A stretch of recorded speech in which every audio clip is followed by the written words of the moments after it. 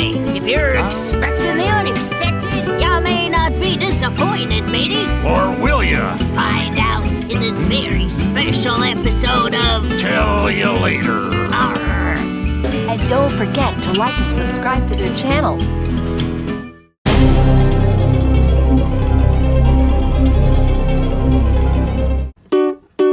We haven't got a title song for this show, so we're singing this thing instead. Okay. It's really just a substitute. Nonetheless, the melody may stay in your head. Oh, I hope so. 'Cause it's a tune. It's a tune. You'll love to croon. You'll love to cruise.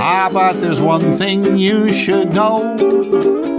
We have to confess we do not possess a title song for this show. Ain't it peculiar? Believe it or not, we haven't got a title song for this show.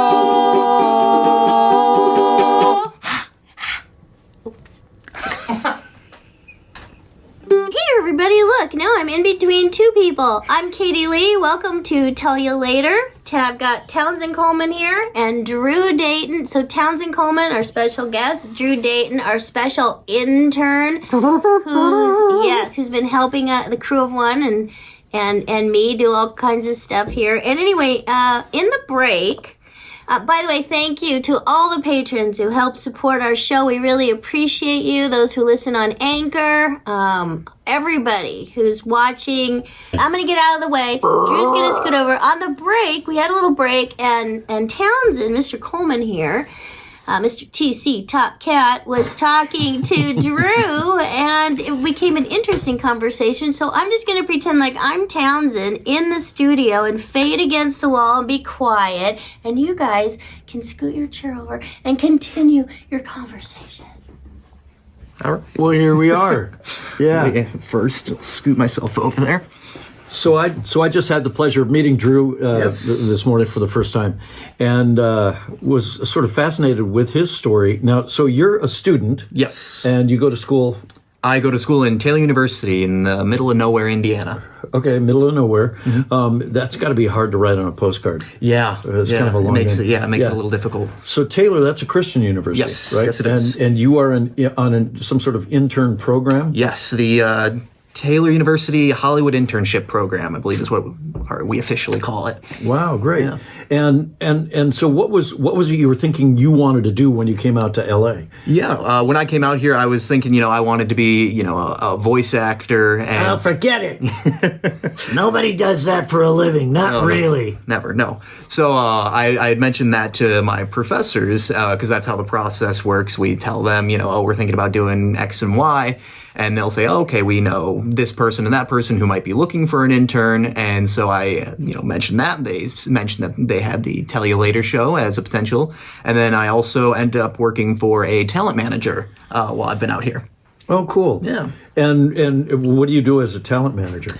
Just make sure that, all of his clients, his actors, his writers, directors, they're all, actively getting work. The projects are getting developed and, just trying to make sure that they're consistently getting work so that they themselves can get paid. Well, now that you're out here, and you have some interest in being a voice actor. Yes. What have you taken any steps other than being an intern for this show toward meeting people in the voiceover world, or doing any study, or any further, investigation into doing voiceover? Yeah. I've been trying to make sure I, get connected with as many people as I possibly can, and just trying to set up meetings with people, just kind of pick their brains and try and see, how did you get your start? What advice would you have? That type of right. that type of thing. And what sort of advice are you getting? Do you find any common themes in the things that people tell you about? Well, you should do this or you should do that. It's weird. You get a wide variety of answers. You get some people who say, you get on the websites that you can find, voices 1, 2, 3, some things like that. There are other people who say, you probably shouldn't do that and just try and, audition for actual shows and actual commercial work. And it's weird that there's a lot of variance on how to first go about that when you're starting to break in. Sure. Now, as an intern, you're out here for just a short period of time, Yes. I imagine. For how long? 3 months. So what are you going to do at the end of 3 months? That's a great question. I've been applying for a lot of jobs here because I still have to go back to Taylor for a brief period to finish out my degree, and then I'll be able to, start working full time in about February. Okay, good. Yeah. And what's your degree in? Film and media production. All right. Mm-hmm. Good deal. Yeah. So do you think that you'll end up moving back out here to seriously pursue it? Or is this just like kind of a dream and you think, well, that would be fun, but I'm not that into it to actually move to Los Angeles and just start trying to study that? Yeah, my current plan is, like I said, I've been working as a talent manager's basically assistant intern, and I've been really enjoying that. And I've noticed, there's a lot of jobs that people are looking for, a talent manager, a talent agent's assistant. So currently my plan is, try and find one of those jobs that'll, put me out here in Los Angeles. And then, if I, once I have a more steady stream of income, I can start, putting more time and more money into, trying to become a voice actor. And if that becomes, a full-time position, then that's what I would like to do. Well, that'd be easy. You just come out here and do silly voices. Yeah, everybody does it, right? So your brilliant plan is that you could become a talent manager and then hire yourself. Yeah, You could exactly. be your own manager. Yeah, doing silly voices. Yeah, I'd take 10% of my own paycheck and it would work out. And then give it back to you. I'm hearing doots. There it goes. I've ruined the set. We just want to thank you for look at being that. our intern. We know you have to go back soon, and you want to do your. I'm fixing the back. How lovely is this? So we wanted the crew of one and I. See, we can't do anything without you. I don't know if he'll say anything good or bad about the present we're giving you, but go ahead. You can open it. It's hefty. It's heavy. All right, Hefty. I'll hold it up here while I open it so everyone can see. Wimpy. Wow. Hefty. Hefty.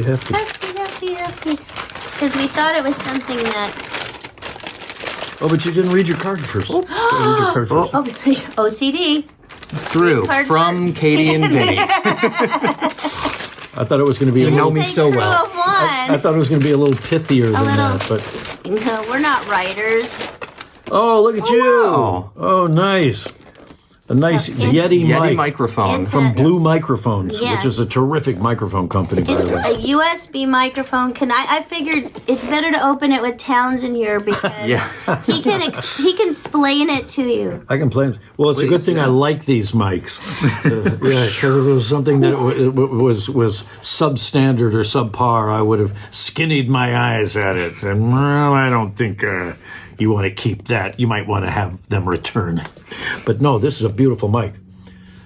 So did you want to open it? Is that Sure. I don't know. It's up to our crew Drew. of one just gave us Drew wants give us But he has scissors to to try take it home somehow, I and guess. bust If the. you need technical advice, this is the time to ask. Yes, Townsend's absolutely. Since we don't actually own one of these guys, but we know several people. Brian, our pastor, Trying to do this uses without destroying the box. Wait, pull that this guy out. comes out like Townsend knows how things work. There we go. you just Even boxes. did you cut that little piece of part, tape yep. there? Okay. Wait, Just don't cut poke yourself. your eye No, it's right out. up there. Right there. Okay. There. It takes 5 guys to So, open one of these do you boxes. think you could announce for NBC on a mic like that?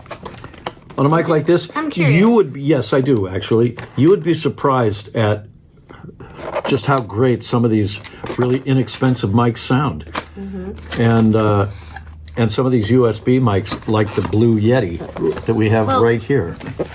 For instance, Blue Yeti, not an official sponsor of the Tell You Later program yet. Yes. However, because you travel a lot and do your announcering. I do. I do my announcering While he's doing this, you can explain. You on the travel- road using a little device called Centrance MicPort Pro 2. Oh, you own one of those guys. I do own one of those guys, and that just hooks up straight to my Mac, my MacBook Pro, And then I plug my Did you get one of Sennheiser those 416. Airs yet? Because I hear they don't have fans. MacBook Air, does that make a difference? Does yours ever make noise? No, because I've got a fan control on it. Oh. But there we go. Control. But look at that lovely plastic wrap. Oh, Woo. There it is. Ooh, now there's a look, flip it over. Look, it flips. Flip it over. Oh, there it is. Loosen these little. Yeah, you're good there. Oh, There we go. It's almost like a toy. Look at that. It's like a robot. Lovely blue Yeti microphone, USB powered. Right there on the bottom, USB headphone jack. And then that's your volume for your. Yeah. Input? I'm assuming that's. Yeah. So this is your headphone volume. Okay. Headphone volume. And that's a mute button. Okay. And then on the back here, you've got your gain. That's your mic gain. Okay. So if the producer says, yeah, you're coming in a little hot, turn your mic down a little bit, you would adjust it. Hot means loud. Hot means what? And then on the back here, you can see. So this is the mic gain right here. And then here, the cool thing about this mic is it's got 4 polar patterns. And you've got what's called figure 8 there. That's so if you were doing an interview. So if you were a polar bear, what pattern would you pick? You definitely the polar pattern right Polar there. bear pattern. The figure 8 polar bear. Yeah, what that's for is it picks up on the back and the front. So if you and I were could do a doing an podcast. interview like that, it would pick you up and me. Gotcha. So that's what that figure 8 is for. And this circle is just an omnidirectional. It means it picks up everything in the room, and you typically won't want to use that for anything. All right. When would somebody want to use that, Townsend? And then, that's a great question. I mean, unless you're just recording ambient stuff, maybe Unless out you in have nature a or round something. table interview, maybe. Or maybe a round table interview, yeah. So you for need sure. a round table. And you need Something a round like table, that, yeah. And then this is a cardioid pattern right there, and then that's another modified version of the figure 8 pattern, right? But what you'll be using So is it's more direct. cardioid. That figure 8 is tighter? Yep. Is that what it is? Yep. Because it's a skinnier 8. It's a skinnier 8. Yep, So when that's you lose exactly weight, you're going to need that one. Okay. Right? See, this is your technical advisor right here. So I think when you lose weight, you're going to want to use the skinny 8. If you gain a little weight, use the bigger 8. There you go. All right. Okay. All right. Do you have one of these I already? do not. Oh, Thank good. you so much. You're welcome. This means a lot. Thank you so much. McGillicuddy, you're fired. I'm out of here. You can't fire me. I quit. All right.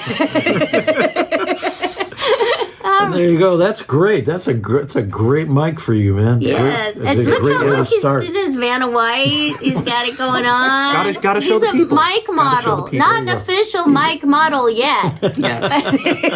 He's still an intern mic That's model. true. I think Yeah. I have the hands for it. But coming up in February when you're cut loose, man. Yeah. You're wild and free. Yeah, you can model these mics all you want. Oh, that's the goal. There you All go. right. There you Well, go. Drew, it's great to meet you, man. Good great to luck. meet you as well. Good luck with your career as Thank you either so a much. talent manager or agent, perhaps one day, or Everybody's going to be contacting you now that you've been on this program. They're going to want the in. Yeah, Katie and I are going to be needing new agents soon. So once you get to a certain point in your career and your agent forgets all about you because you're up on the shelf, stuck way in the back someplace.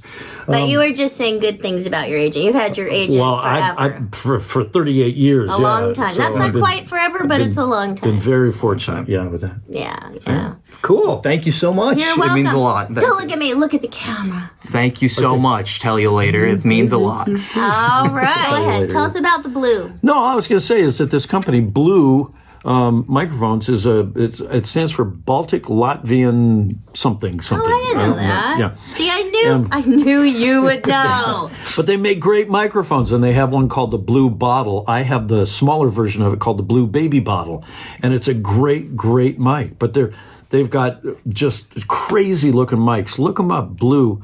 I think What do it's you just use your blue.com. little baby bottle for? The baby bottle is a large diaphragm condenser, like this is, and like the you can't see this, but there's a little apogee An mic up apogee here. mic. And a large diaphragm condenser mic only means that it's got a diaphragm about an inch in diameter or so, an inch and a quarter in diameter, and that's what picks up the sound. The thing that I don't like about large diaphragm condensers for the kind of work that I do is, especially if I take it on the road, is that they pick up the sound everywhere. They're very sensitive. And so they pick up a lot of room noise. So I use what's called a Sennheiser 416. It's a shotgun mic, and it just looks like the barrel of a shotgun. But you don't, and it requires no bullets. And it requires no bullets for that one. But but Blue doesn't make any shotgun mics. All theirs are large diaphragm condensers. But the cool thing about them, check it out. I mean, seriously, look them up. Is they have some of the most unique. They've got one called a Firefly. They've got one called a Mouse. They've got crazy names, but even crazier configurations. Just the way they look. Design. Yeah, the design of them is very. But very this is crazy. nice and heavy. It doesn't require a stand. It comes with its own stand. Has a built-in stand. Yeah. Yeah, that's a cool thing about that one. You don't have to worry about getting a tripod or anything for it. So that's our little sales pitch for Blue you microphones. didn't say what you use your baby bottle for. So I use my Sennheiser 416, which is, like I said, a shotgun mic. I use that for almost all my promo announcing now. But I do want to have on hand one large diaphragm condenser mic, so I keep that in my studio hooked up for as what? well. For things like narration, it's really good for narration. Is it warmer? It's a little warmer. But I don't use it very often, again, because my studio actually is not very quiet. And so the shotgun mic is more appropriate for me because it's just super hyper direction. Let me ask you a question about the shotgun mic. Yes. Since you're here. Yes, thank you very much. I also have a 416.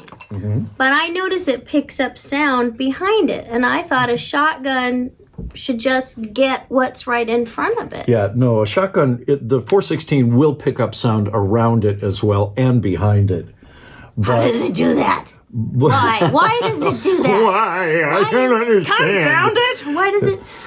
Just because it's a microphone and it's got, And it has ears. It has ears. It's got pickup capsules, in it that will pick up sound anywhere. But if you notice, if you talk to the side of it or talk underneath it, you can get some really interesting sounds, but none of them are nearly as clear as what you would hear if you were right directly in front of it.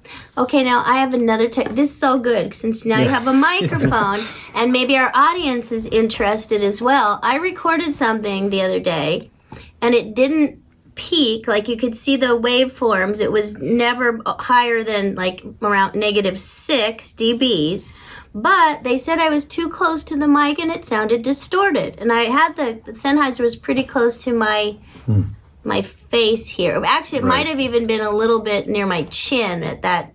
I was trying to just get it done fast. I'll admit that. And I wasn't maybe exactly where I normally am, but I thought, but I watched the waveform and it looked okay. Do you know why it would have sounded like it was pushing? They said it sounded like it was too much effort Too much gain on the mic. Yeah, well, and it could have been that you had the gain on whatever you were using for your interface to hook the mic up to your computer. That interface, the gain might have been up too high on that, and you don't have to look back at me. You can talk to me. Right, and so the gain might have been up too high on your interface, and then too low on whatever recording program you were recording into. And that could make it sound distorted? Yes. Okay. Yeah. This is good to know. You really needed some technical classes. Yeah. Well, and it needs to be balanced. So what you need to do is in your headphones, which I never use. Okay, well you should. Well, you should at least to get the sound right. Okay. First, use headphones so you can hear what they're hearing. Because unless you're hearing what they're hearing, you don't know whether what you're sending them is a clean signal or a distorted signal. That's true because when we hear sound, it gets conducted through the bones in our head. We have like an internal microphone and an external microphone, and so we hear things differently than what actually gets recorded. Right. Right. But it's really, I mean, I can't stress this enough. It's really super important that you're able to hear what you're sending them, because that's the only way that you can confirm whether what you're sending them is a clean signal or a distorted signal. And you're absolutely right. I don't know how I've lasted this long in this business, but nowadays you do have to have your own home studio. Wouldn't you agree? And so absolutely, when we started, we could just pop in and act goofy, go home, and someone else had to deal with it. Right. But now... Yeah, now we have to be recording engineers as well as talent and lighting directors and all that all that kind of stuff. Yeah, so I should check with my earphones or my earbuds or make sure things are okay. So now you have Drew next to you. He has a microphone. You do all kinds of voiceover work. What advice would you give him for promo announcing? Go! For promo announcing. All right. Well, for promo, it's all about timing. Okay, so as you're reading a script, you're going to be reading lines in between characters' lines that are on camera. Right. Okay, and we call those SOTs. So what does that mean? Sound on tape. Sound on... That doesn't make sense. And so your timing and I mean, their sound on tape. Their sound on tape. Not yours. Right, correct. Oh, okay. Yeah. Okay, So the SOTs are going to be the characters that you see on screen, okay, when you hear them talking.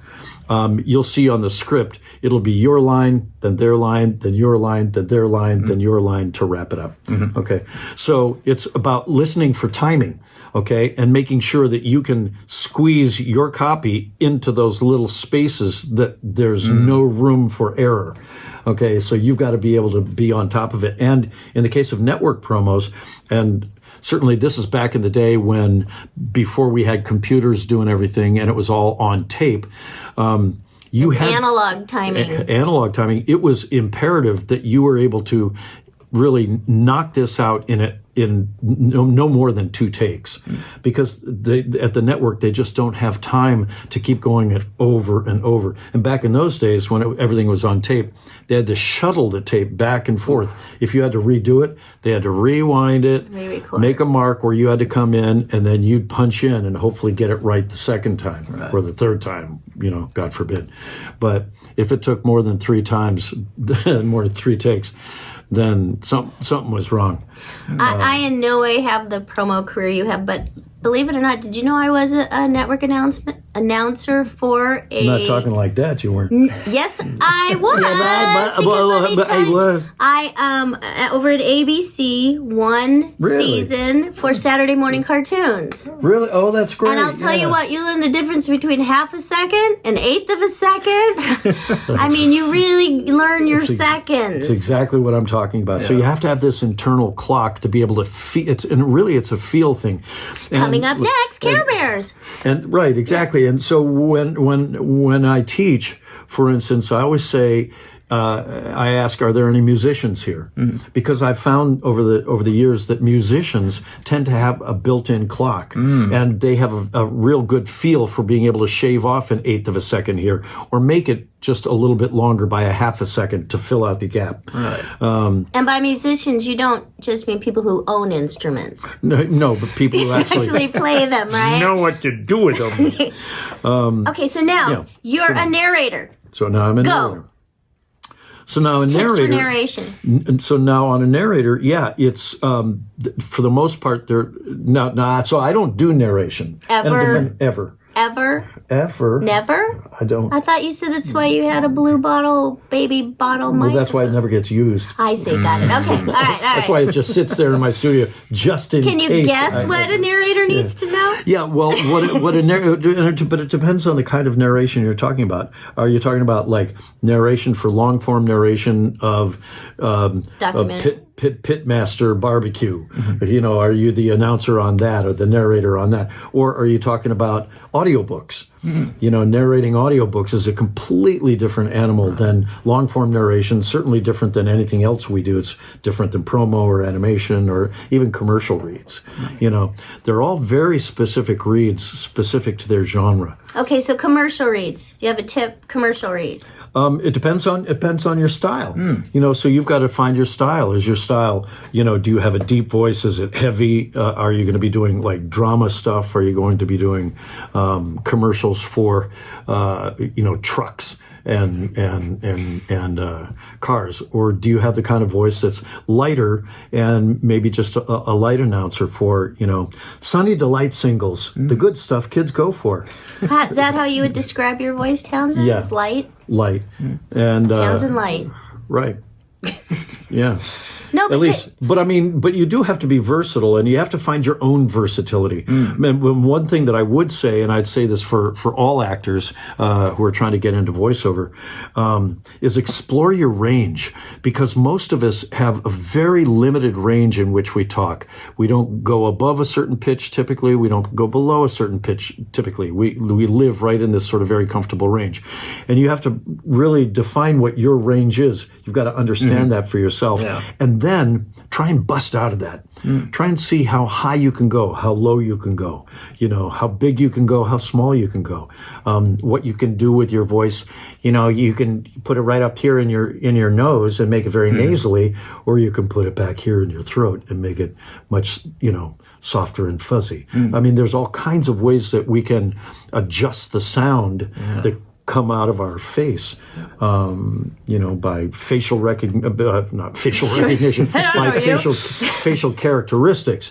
That's what I teach. I actually have a cheat sheet when I do my workshops, and it talks about that, to think about where it's coming from, the front of your face, the middle of, the back of your throat. Yeah, I've always found, especially with like different accents that you'll notice exactly where each region sits in the mouth. Like, the French will be way back in your throat, and then the Irish will be up there at the tip of your teeth. Exactly right. Yeah, so that's the kind of thing, and what you'll be doing with this microphone is plugging it into your MacBook Pro or whatever computer you've got, and you'll stick on your headphones and you'll start practicing all those kinds of things. But stretch. Be silly. Be goofy. To enjoy the full episode, please support us at patreon.com/tellyolater. Thanks a lot. So you know what we say at this show, Tell You Later, it's where you learn so much about so little and vice versa. So if you want to hear more and learn more, we will tell you later.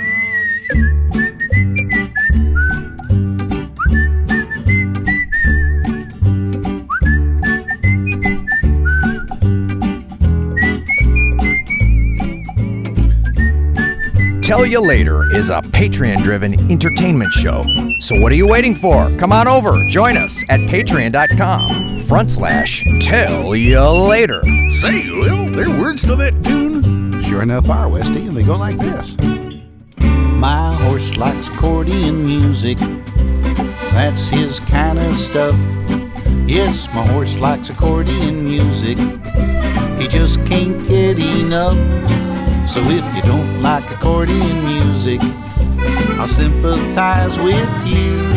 But my horse likes accordion music, so I do too.